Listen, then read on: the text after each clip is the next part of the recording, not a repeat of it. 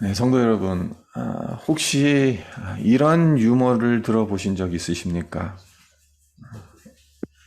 하와에게 에덴 동산이 낙원이었던 이유가 있다고 합니다. 뭐, 에덴 동산 자체가 낙원이니까 낙원으로 여기면서 살아갔겠죠. 근데 이건 유머니까 전혀 엉뚱한 대답이 나와야 되는 거예요. 하와에게 에덴 동산이 낙원이었던 이유. 그 이유가 무엇이냐? 시어머니가 없었기 때문이다. 고부간의 갈등이 얼마나 깊으면 이런 유머까지 나왔겠습니까? 성령의 불을 아무리 세게 받고 은혜를 아무리 충만하게 받아도 시어머니는 시어머니다라는 말도 있죠. 그렇습니다. 정도의 차이가 있을 뿐이지 사람과 사람 사이에는 갈등이 존재합니다. 예수님께서 보혈을 흘려 사신 교회 역시 사람들이 모인 곳이기 때문에 갈등에서 자유로울 수는 없습니다. 그 대표적인 예가 고린도 교회라고 할 수 있는데요. 고린도 교회, 고린도 전후서를 읽어보면 고린도 교회에 성령의 음사가 정말 많이 넘쳤다라는 것을 우리가 발견하게 됩니다. 방언은 기본이에요. 예언하고 믿음의 능력을 행하는 자들이 참으로 많았어요. 그래서 겉으로 보면 건강하고 능력 있는 교회처럼 보여요. 하지만 그 속을 들여다보면 엉망진창입니다. 상처투성이에요. 교회에 얼마나 많은 분쟁과 다툼이 있었으면 고린도전서 6장 6절과 7절에서 사도 바울이 고린도 교회 성도들을 다음과 같이 매우 강하게 책망합니다. 고린도전서 6장 6절 7절을 제가 읽어드릴 텐데요. 형제가 형제와 더불어 고발할 뿐더러 믿지 아니하는 자들 앞에서 하느냐? 너희가 피차 고발함으로 너희 가운데 이미 뚜렷한 허물이 있나니 차라리 불의를 당하는 것이 낫지 아니하며 차라리 속는 것이 낫지 아니하냐. 오늘날에야 교회 안에서 분쟁이 일어나고 갈등이 일어나면 이것을 세상 법정으로 가는 것이 큰 흠이 되진 않아요. 그냥 당연하게 여겨요. 하지만 이 시대는 초대교회 당시예요. 오순절 성령 강림이 임하고 정말 뜨겁게 주님을 믿던 시대예요. 그런 시대에 교회 안에 분쟁이 일어나고 갈등이 일어나고 그것을 교회 안에서 해결하지 못하고 세상의 법정으로까지 가게 되고 덕이 되지 않았겠죠. 세상 사람들에게 비난을 받았겠죠. 그래서 사도 바울이 말하는 것이 차라리 불의를 당하는 것이 낫다. 차라리 속는 것이 낫다. 손해를 보라는 거죠. 이것 가지고 하나님의 영광을 가리지 말라는 겁니다.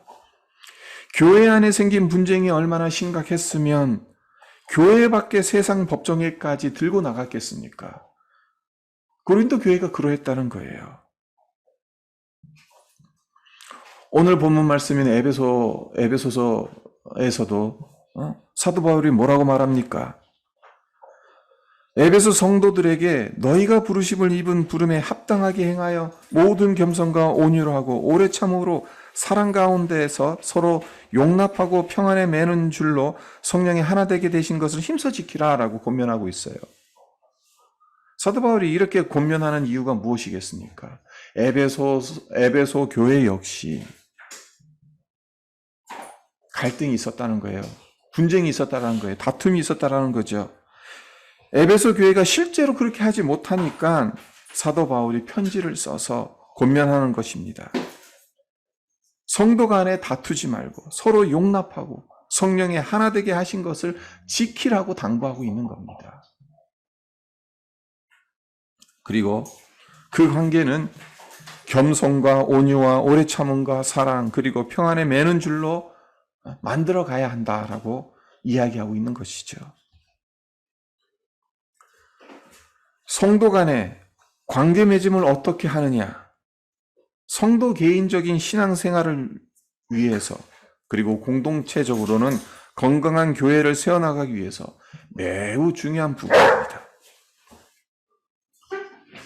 겸손과 온유, 오래 참음, 평안에 매는 줄, 이 모든 것들이 성도 간에 맺어가야 할 그 관계에서 중요한 덕목입니다.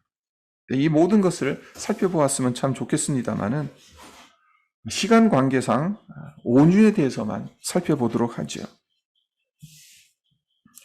온유란 어떤 성품을 말하는 것이겠습니까? 성경에선 온유를 두 가지 관점에서 바라봐요. 사람에 대한 온유, 그리고 하나님을 향한 온유입니다. 먼저 사람에 대한 온유, 이것이 무엇을 말하는 것인지 우리가 살펴보면 한자로 따뜻할 온에 부드러울 유자를 쓰죠. 그러니까 따뜻하고 부드럽게 사람을 대하는 마음이라고 정의할 수가 있습니다. 살아있는 것과 죽은 것의 차이점이 무엇이겠습니까? 여러 가지 차이점이 있겠습니다만은 한 가지만 들자면 죽은 시체는 뻣뻣합니다.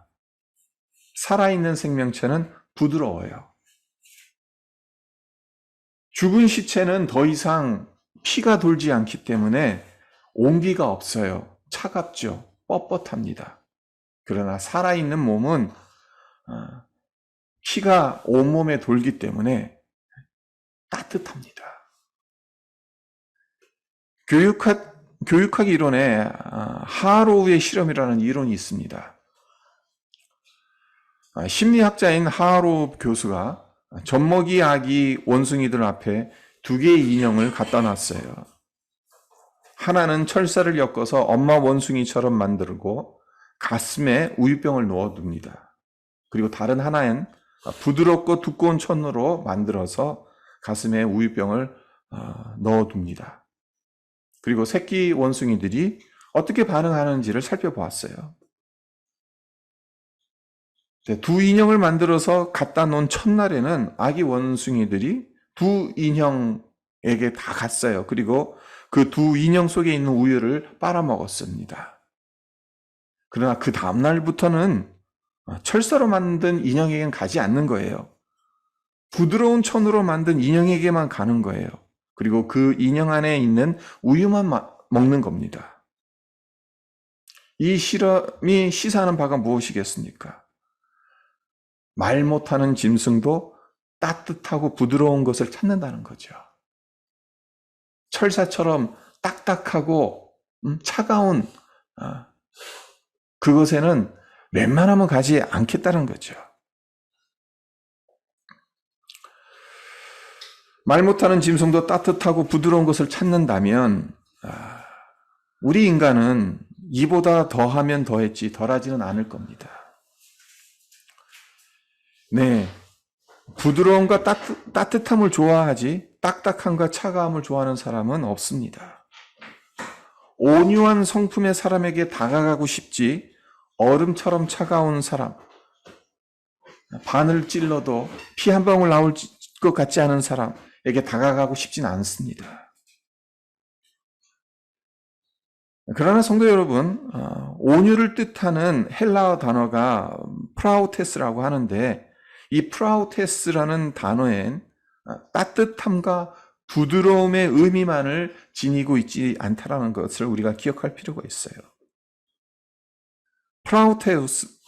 프라우테스는 어떤 경우에도 화를 내지 않는 것을 의미하지는 않습니다. 화를 내야 하는 때는 화를 내는 것, 그리고 내지 말아야 할 때는 참는 것. 상황의 앞뒤를 잘 판단해서 가장 적절하게 행동하는 것. 이것이 프라우테스에 담긴 의미라고 합니다. 이에 대한 가장 적절한 예가 다름 아닌 예수님께서 성전 안에서 소와 양과 비둘기 파는 사람들, 돈 바꾸는 사람들 다 쫓아내시잖아요. 화를 내시지 않습니까? 우리가 생각하는 온유라는 틀 안에서 예수님의 반응을 본다면 온유와는 참 거리가 멀어 보입니다. 아무리 잘못했어도 어떻게 노끈으로 채찍을 만들어서 양과 소를 다 성전에서 내어 쫓으시냐. 돈 바꾸는 사람들의 돈을 쏟아부으시고 상을 엎으시는 거예요. 좋은 말로, 점잖은 말로 타이르고 그래도 되지 않겠는가. 우리는 그렇게 생각하기 쉽죠. 하지만 예수는 그렇게 하시지 않았다는 거예요. 노발대발하셨어요. 네?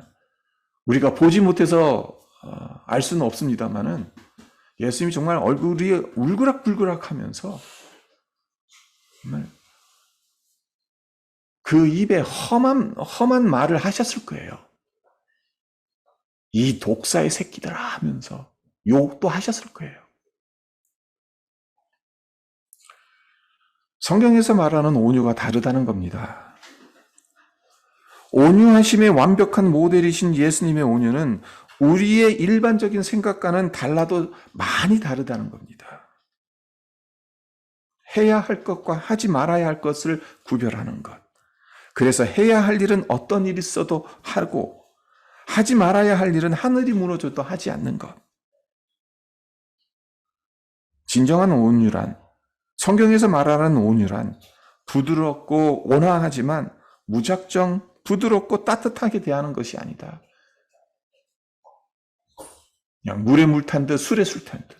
온유한 사람들, 우리가 갖고 있는 이미지 중에 하나가 그거잖아요. 물에 물 탄 듯 술에 술 탄 듯. 이래도 좋고 저래도 좋고 다 허용하고 그런 것처럼 보이죠. 그러나 그것이 아니라는 겁니다.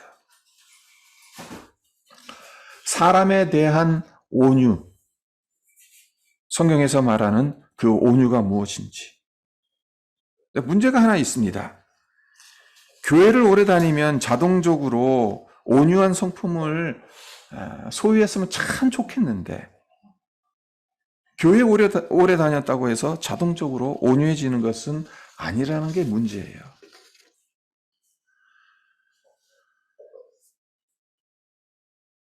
대부분의 경우엔 예수 믿기 전보다는 예수 믿고 나서 마음이 따뜻해집니다. 긍휼의 마음을 품습니다. 그러나 그렇지 못한 경우도 상당히 많다는 겁니다.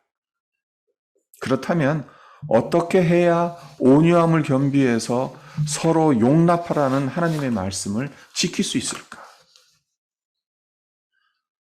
이 질문에 대한 해답은 두 번째 본문인 마태복음 11장 29절에서 그 해답을 찾을 수가 있습니다. 나는 마음이 온유하고 겸손하니 나의 멍에를 메고 내게 배우라.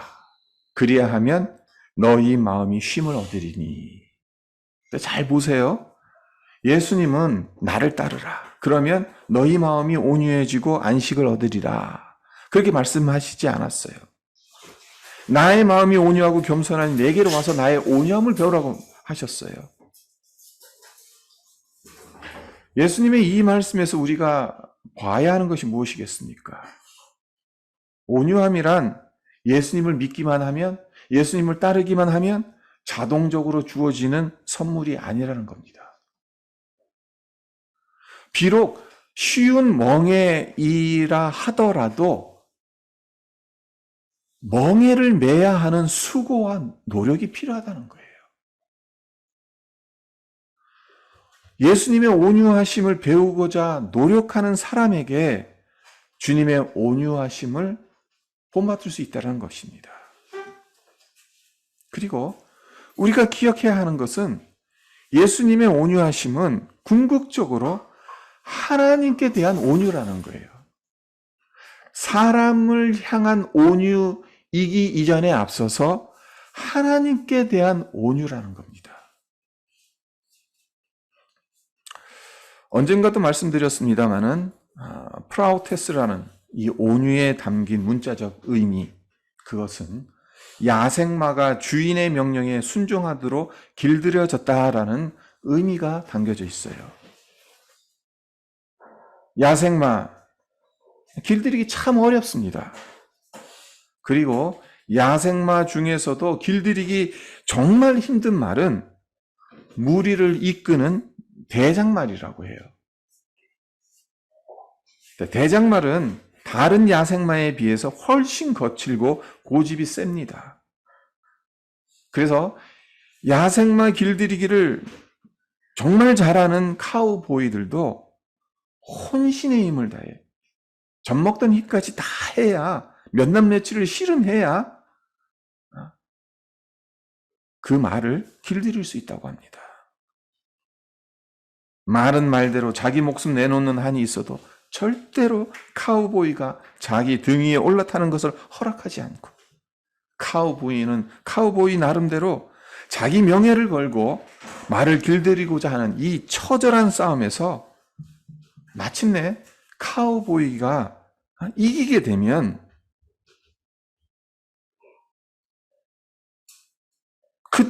이제까지는 그토록 사납게 굴었던 말이 아주 온순한 말로 변하게 된다는 거예요. 순순히 그 등을 주인에게 내준다는 거예요.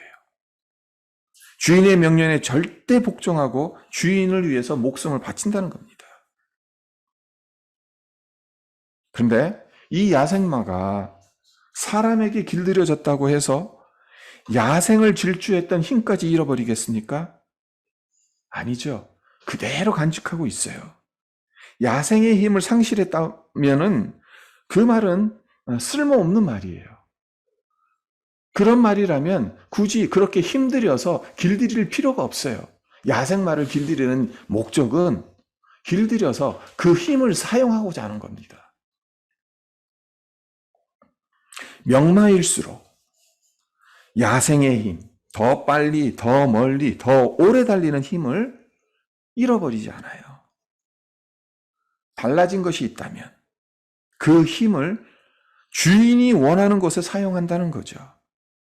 이전에는 자기 필요를 채우기 위해서 야생의 힘을 사용했다면 이제는 주인이 원하는 뜻에 따라서 그 힘을 사용한다는 것이 다를 뿐입니다. 성도의 온유가 무엇입니까? 하나님을 향한 우리의 온유는 무엇이어야 하겠습니까? 바로 이 온유여야 한다는 겁니다. 나의 힘, 나의 의지를 하나님께 맞추고 조정하는 사람이 하나님께 온유한 사람입니다.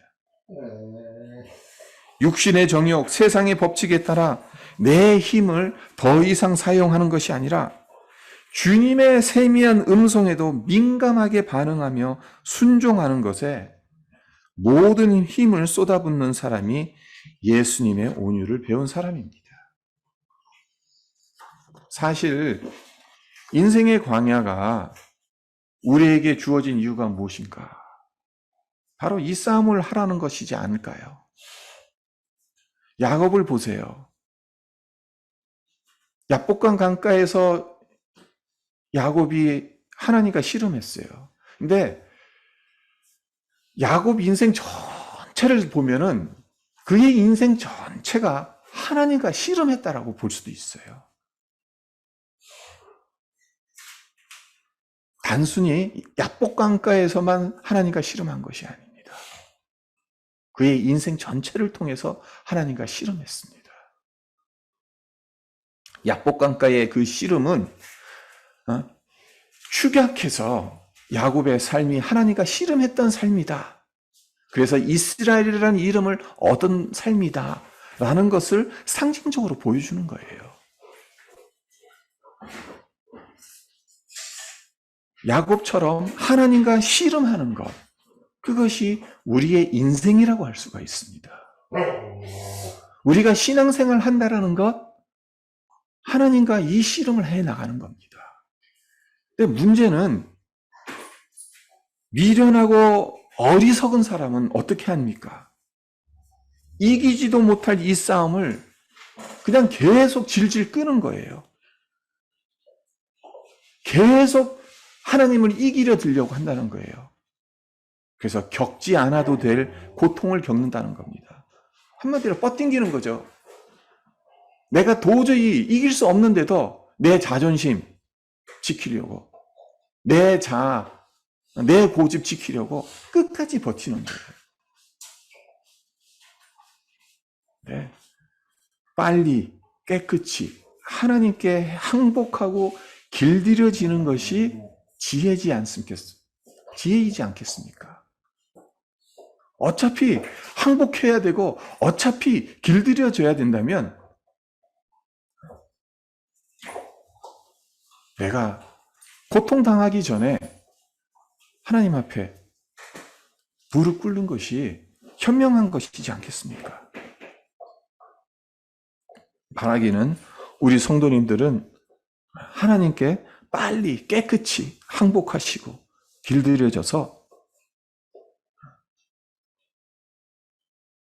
목숨과 정성과 힘을 다해서 하나님의 명령을 순종하시기를 바랍니다. 그래요. 이 부분이 우리의 인생에 있어서 참 어려운 부분이죠. 하나님의 말씀을 순종해야 된다는 건 너무 잘 알아요. 근데 왜 그렇게 못합니까? 아직 길들여지지 않았기 때문이에요. 하나님께 길들여지지 않았기 때문이에요. 하나님께 항복하지 않았기 때문에 알고는 있는데 못하는 거예요.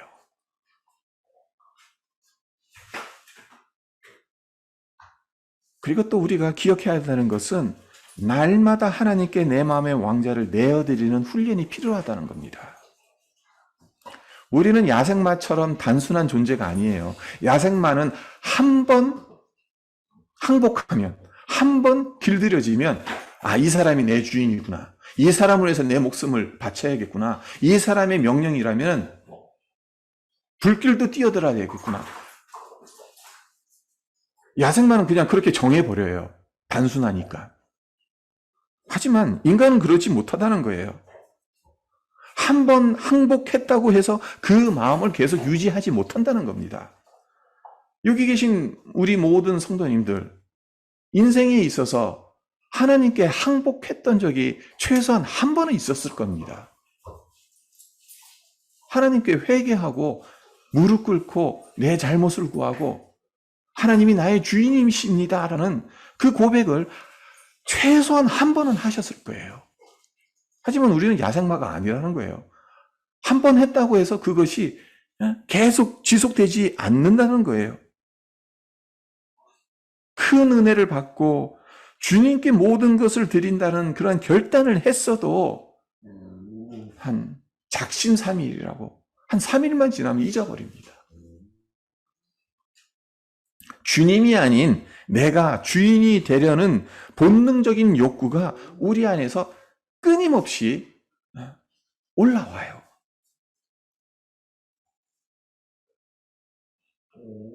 그렇기 때문에 이 본능적 욕구를 제어할 수 있는 그 무엇인가가 우리에게 필요합니다.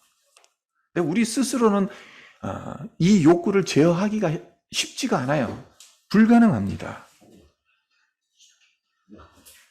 온유는 궁극적으로 성령의 열매죠.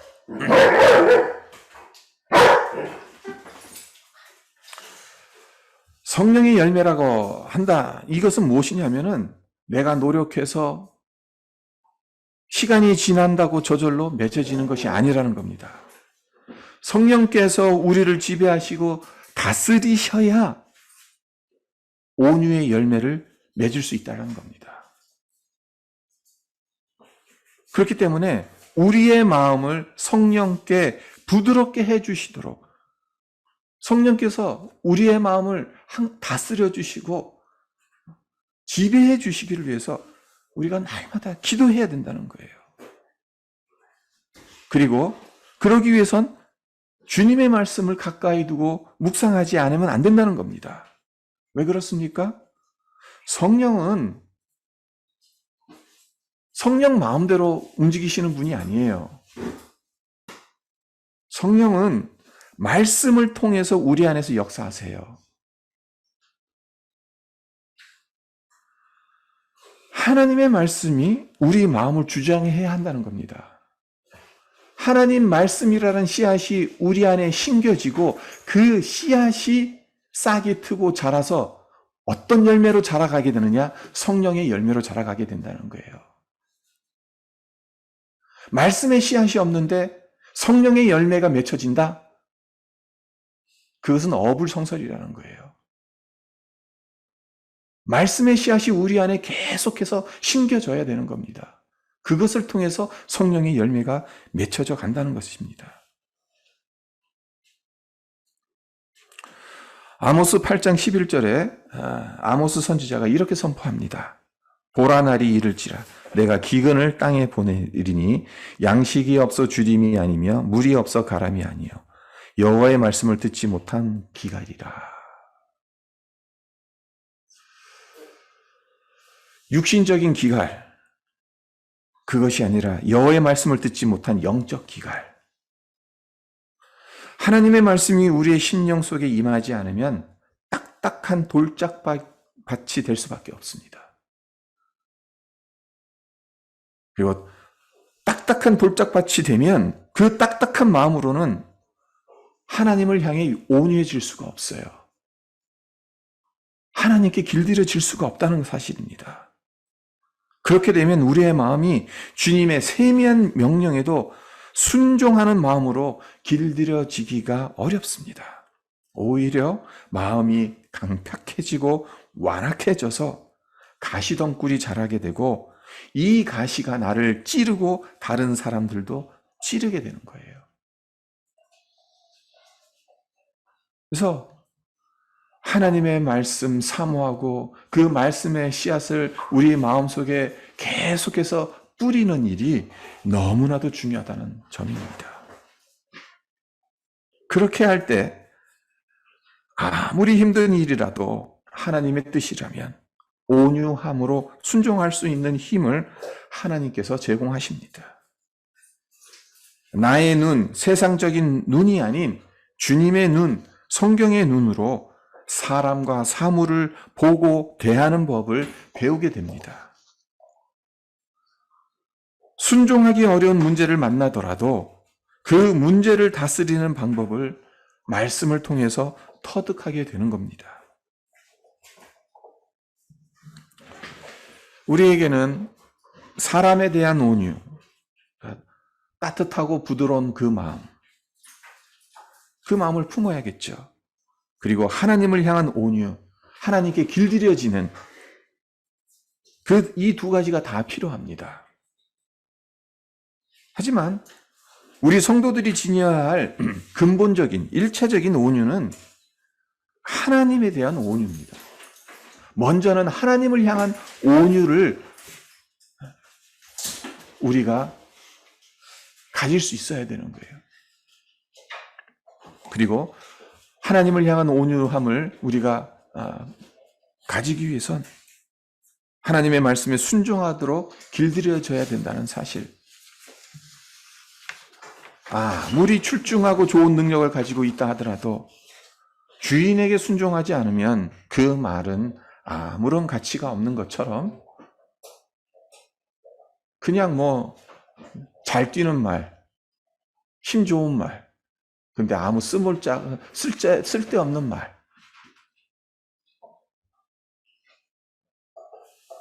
여러분과 제게 많은 재능, 많은 능력이 있다 하더라도 하나님 말씀에 순종하도록 길들여지지 않는다면 하나님께 쓰임받기가 쉽지 않다라는 사실.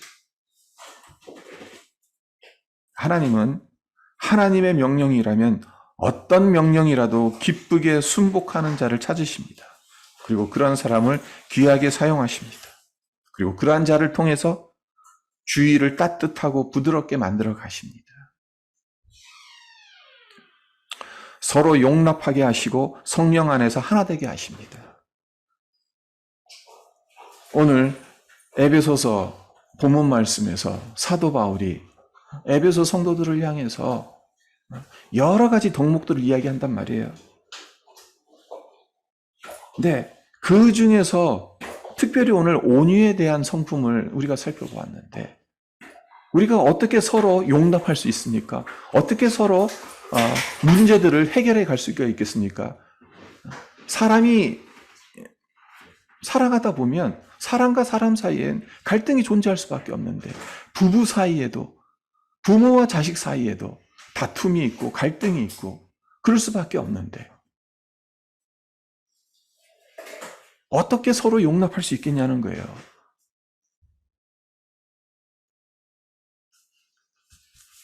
내 마음이 하나님의 말씀으로, 성령의 감동으로 길들여져 가야 됩니다. 하나님, 저의 마음이 이 정말 고래 힘줄처럼 이 고집센 이 마음이 하나님의 말씀으로 깎여 내려가게 해주십시오.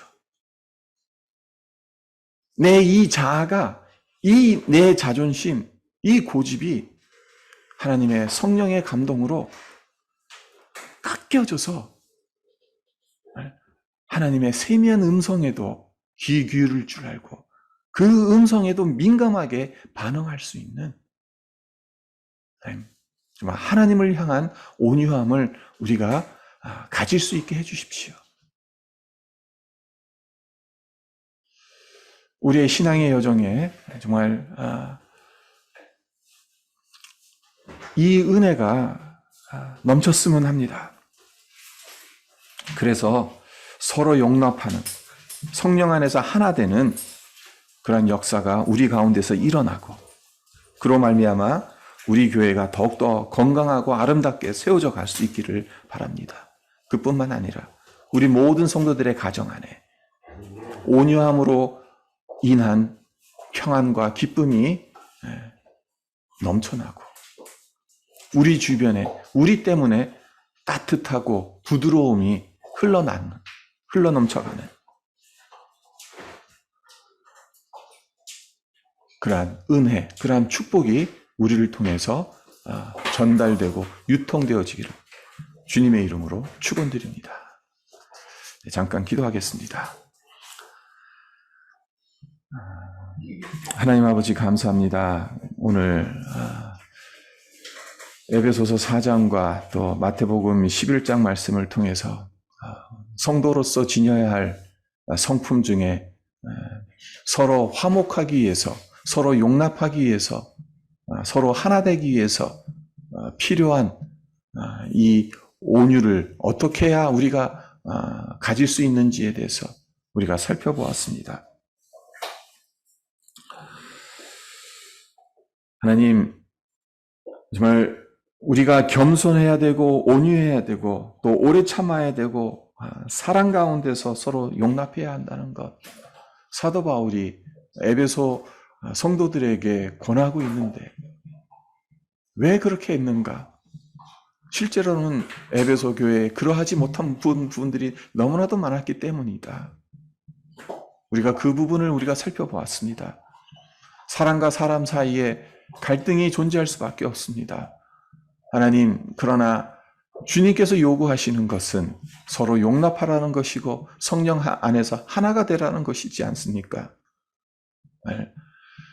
그러기 위해서는 우리의 이 고집, 우리의 자아가 철저하게 깨어져야 할 터인데, 하나님, 정말 야곱이 하나님과 씨름했던 것처럼 우리 역시 하나님과 씨름하는 가운데서 우리의 이 자아가, 우리의 이 자존심이나 이런 고집들이 하나님의 말씀으로 주의 성령의 감동으로 깎여져 가게 하시고 빚어져 가게 하셔서 예수님의 온유를 본받는, 예수님의 온유하심을 배우는 우리 모두가 되게 하여 주시옵소서.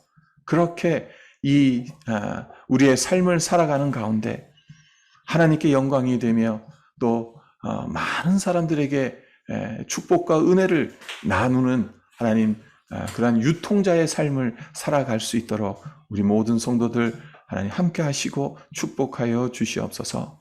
감사드리며 예수님의 이름으로 기도합니다. 아멘.